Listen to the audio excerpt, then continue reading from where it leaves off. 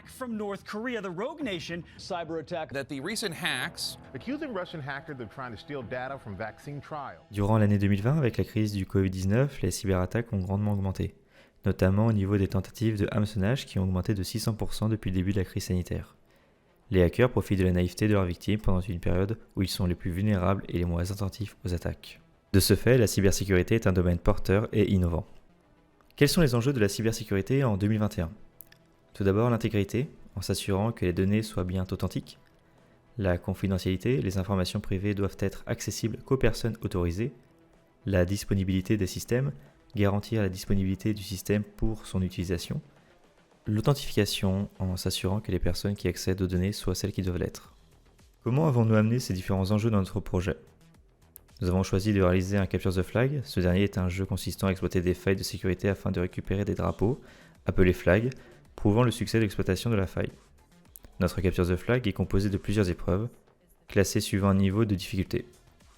Ainsi, chaque épreuve validée rapporte des points selon sa difficulté et à la fin, un classement sera établi. Au cours de cette activité, vous découvrirez les notions suivantes. Le réseau, la sécurité informatique, cryptographie, système de codage, etc., le forensic, le social engineering, ainsi que le reverse engineering. Où rentrer et chercher les flags ? Le jour J, vous recevrez un lien menant au site du Capture the Flag. Chacun des participants aura un login ainsi qu'un mot de passe. Une fois connecté dans la partie Challenge, vous trouverez les différents thèmes abordés par les flags. Chaque épreuve possède une documentation à télécharger afin de vous aider à réaliser le challenge. Si vous n'arrivez pas à trouver la réponse, vous pouvez activer l'aide directement disponible sur la page du flag, ou nous demander de l'aide directement. Cependant, une aide trop importante réduira le nombre de points gagnés.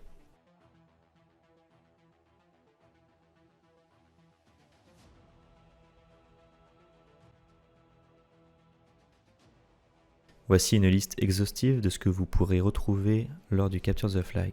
Du code César, du code de Wigner, du chiffrement MD5, de la stéganographie, de la capture de trame FTP, de l'attaque via dictionnaire, ou encore l'utilisation de Radar 2. Et bien d'autres encore. Vous avez toujours été attiré par la sécurité informatique, les ransomware et les hackers ?